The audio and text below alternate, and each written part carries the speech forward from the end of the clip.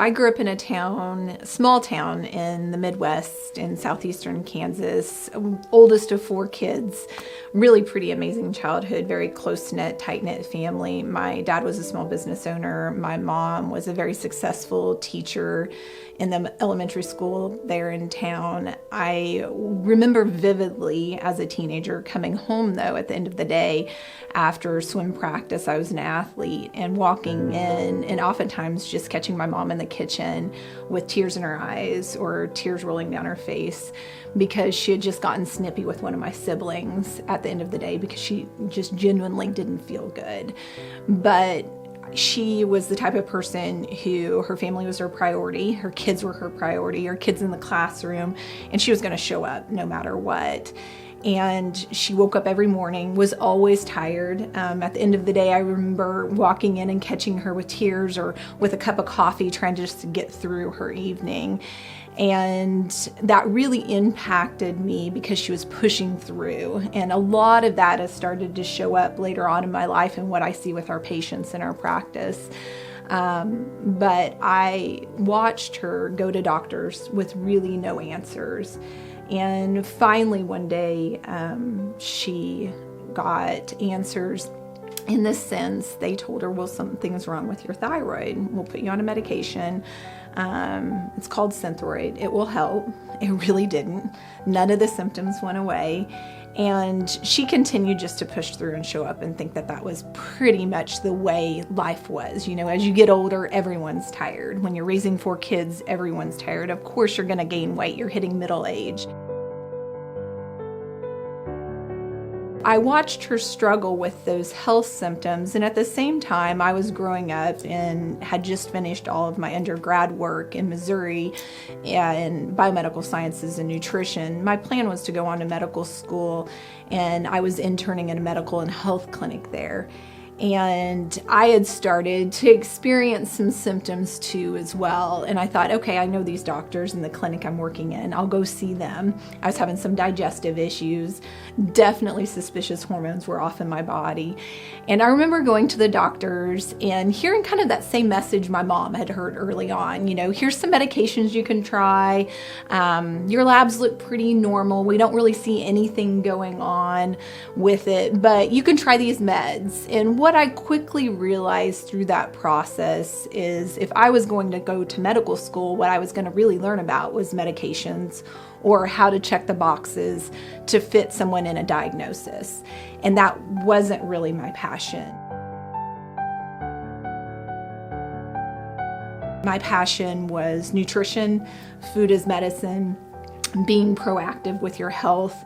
And I really pivoted through that time and decided to go on and do my graduate work in nutrition.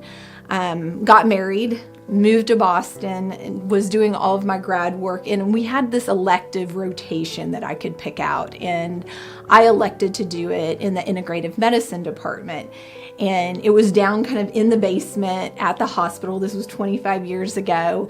And they taught me that this idea that I had that what we were doing to our bodies and putting in our bodies and how our bodies were exposed to things wasn't just an idea, it was really true. And that when you're experiencing symptoms, there is a root cause or an underlying why behind those symptoms. And it just made so much sense to me, this connection in the body and how everything is really interconnected. So when I finished all my grad work, my husband and I moved back to the Midwest. And at that time, over 20 years ago, at this point, you know, integrative medicine wasn't really that well recognized. And I went to work in that conventional medical system. And I started to see that same message full circle again, that the primary focus is really medications or diagnosing, not addressing that underlying why or root cause. And I was frustrated. I couldn't help people the way I wanted to help them. My mom, because she didn't get help early on in her journey, that little thyroid condition was actually an autoimmune condition called Hashimoto's. And for people who struggle with autoimmunity, one of the scariest parts is where it can head. And it can head to more autoimmune conditions or even something scarier like a cancer diagnosis. And she was diagnosed with cancer, and within 18 months, she was gone. I remember vividly that day walking out to the waiting room at the hospital, and my little girl, who's 17 now, her Nana hung the moon. Her entire world revolved around her Nana. My mom was really kind of that center of our family. And when I had to look at her face and tell her that her Nana was gone, and her Nana was this young, vibrant, healthy looking, just woman, mom figure to her, it shifted everything for me, because I knew I had solutions for our patients. I was frustrated. I was in a model where my hands were handcuffed. I couldn't help patients the way I really wanted to help them. I think the biggest thing I see these days is healthcare providers' hearts are in the right place. They want to help. That's why we go into this profession. But they're handcuffed in a system where it's broken and we can't help people the way we want to. And that's where I really started to shift away from that conventional model of care and use nutrition, food as medicine. It's the foundation, it's my background, but combine that with these tools inside of functional medicine in our practice. And what we see with our patients is a reversal of symptoms. They're able to get their lives back, reverse chronic disease, come off medications too as well. And that's really been the ground floor of all of the work that we're doing today in our practice. Here at Functional Nutrition Resources, we address that root cause or why behind chronic symptoms, chronic disease. We really empower our patients with the tools and education. We want them involved in the process. We want them to understand the why, because what we see happen is when you understand that why, and then you have the tools and the education, that not only do you feel better, you're reversing symptoms, you're optimizing health, but it also just evolves into a lifestyle where you aren't dependent on seeing us.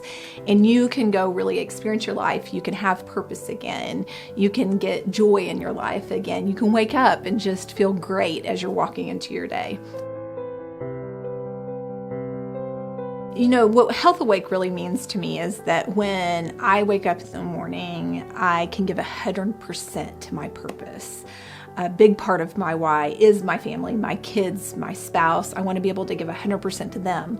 But also another huge part of my why is this practice, is this work that we're doing in the community. And I want to be able to give 100% to that too as well. And so really Health Awake is for me to be able to live out that purpose and feel great doing it every day.